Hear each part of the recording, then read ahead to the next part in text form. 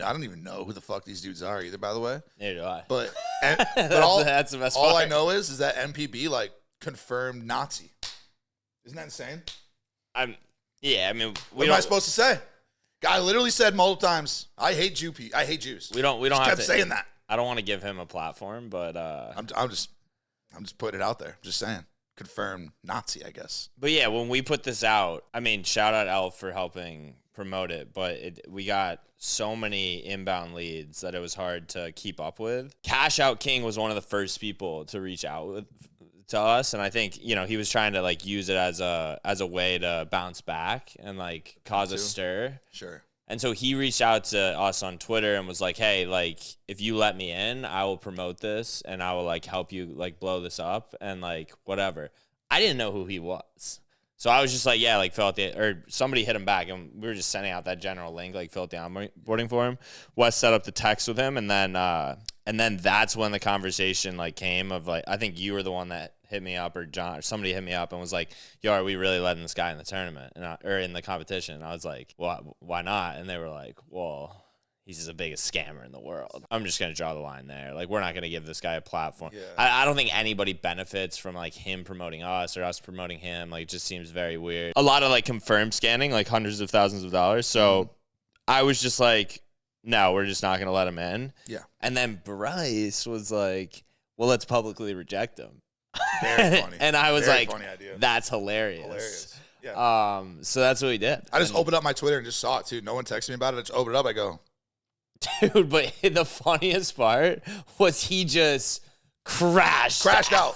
Crashed out, literally. He's so bad. And, like, I sent him a nice text, too. Like, I was like, hey, man, like, I just don't think, like, either of us benefits from working together. Yeah. Like, I think it's just a bad partnership, like, maybe down the road or whatever. But I didn't even know enough at that point to, like, make a good decision on it. Mm-hmm. And then the next thing I see is these SoBet reject me from the competition, just going off on us. And then he posts the text thread, and like the text thread like probably made me look good. Like it was like, "Hey man, like I know, like thanks for reaching out, like, I appreciate it." But like, that was funny. And then MPB rolled in. MPB was probably just more so for being funny, but now after hearing last night's spaces, now I'm happy, bro. Like that kid, like.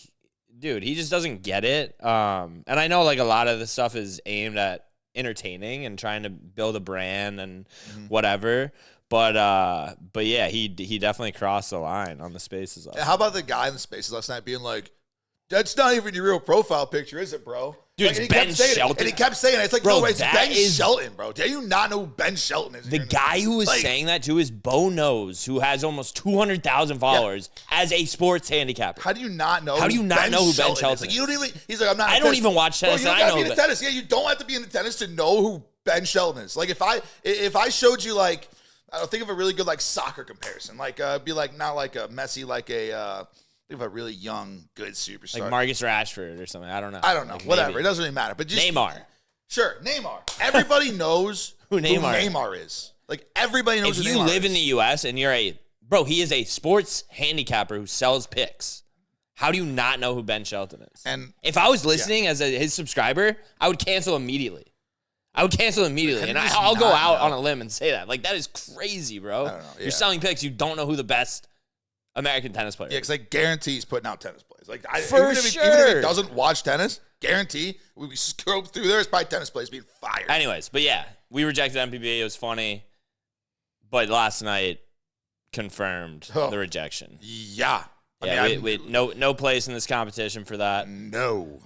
Speaking of the competition, especially these days, starts at midnight tonight. We had over 300 inbound leads for this. It's a lot of signups. So it was a lot of signups. At first, we were being pretty careful about it, so we wanted to set everybody up like one-on-one so they knew how to post, they knew what SoBet was, and could like talk to us and ask any questions. We ended up throwing that out the window a little bit because there was a call set up every half hour or every 15 minutes from Monday to Friday from 8 a.m. to 8 p.m. Yeah. And so we ended up, I'm in Tulum. Wes is flying to a wedding this weekend. Like, Justin's trying to help us out. We're on the phone with all these guys. Most of these guys, actually, we won't even go down that route. most of these guys are very smart. They're handicappers. They sell picks, so they understand exactly what's going on. But yeah, it got pretty overwhelming. And then yeah, we just had to cut it off because we had too many people applying to be a part of it. Yeah. But we're gonna use this month to basically do a test trial and do it bigger and better in April. Mm-hmm. Bigger prize payouts, bigger payout structure. So like try to aim for the top 10% of the competition, getting at least, you know, some type of good return. And yeah, tweak the rules to whatever, you know, people give us feedback around. You gotta make sure we gotta see what goes wrong and, you know, what doesn't go wrong. It's kind of what this is, shit like this is all about. Something's gonna go wrong. Yeah. Someone's gonna do something. They're gonna somehow listen. It's gonna only get bigger, better. General format: 200 units. Everybody starts at 200 units. 10 play max wins, so you can't just launch long shots and parlays and get back into it. 0 to 5 unit bets, 0.1 to 5 unit bets, and then you get a max of 7 3-unit plays per week and a max of 1 5-unit play per week. 3-unit plays are classified as medium risk, 5-unit as high risk, and a minimum deployment of 20% of your bankroll. 40 units the first week, and then 20% depending on what is the lower number. Yeah, it's going to be awesome. I think, you know, a lot of people at the beginning when we rolled it out, we're like, well, you don't even have to bet on the games. It's like, no, you don't have to bet on the games. I don't care if you bet on the games. No, it's if you want to bet on the games, sure, go bet on the games. Go crazy. But this tournament is designed so that the person that wins at the end of the month is going to be a good, sharp bettor. Mm-hmm. Like, there's just no question about it. You can't get lucky in this tournament. And so, yeah, I think knowing that in mind, like, you're going to see people who think they're these big, sharp handicappers crash out in the first week because they're not as sharp as they think they are. Well, there's also going to be, like, somebody like me who I haven't even made 7 3-unit plays this year, where it's going to be like, well, it's strategy. Yeah, but, like, I'm just saying, like, I'm going to be, I think right away, like, yeah, I'm going to, like, fire. Like, I'm going to fire right away. Yeah, you have to think of your general strategy for it because, I mean, I think if I'm making a prediction, at the end of the first week, the leader is going to be up probably 30 to 50 units, depending on, like, what goes their way and what doesn't. There's variance involved there. But it's going to be impossible for somebody to be up 100 units after the first week. It's going to be nearly impossible. Yeah. So I think, like, you're going to have to pick those spots carefully, the 3-unit and the 5-unit plays. Because if you use those quick and you do well, then you set yourself up for the rest of the week. If you hold them, then you set yourself up for potentially catching up, and seeing, like, where that benchmark is. So it's going to be interesting for sure. All right, midnight tonight. Plays start counting. Best of luck. May the odds be ever in your favor.